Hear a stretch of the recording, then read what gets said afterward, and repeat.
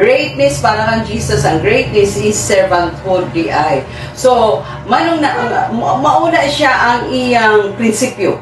No, mauna ang example. Kaya gani kung may numduman nato nga gihugasan ni Ginoong Hesus ang tiil sa iyang mga disipulo. He was the one who served his disciples by washing the feet of his 12 disciples. So, unsa man di ay sa ato nga part, unsa man nato pag-follow ang example nga gipakita ni Ginoong Hesus. So, kung abot ang panahon nga wala na available, wala na bakante ang tanan, kay busy ang tanan. So, if there's no one available to work, then be the one who will work.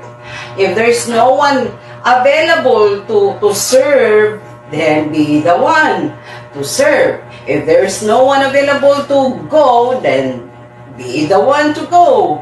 If there's no one available to do the work, then be the one to do the work. So, ingon na ang pag-follow sa example nga gipakita ni Ginoong Hesus when it comes to servanthood. Kaya klaro kayo ang ingon niya din. If you want to be great in God's kingdom, then learn to be a servant of all.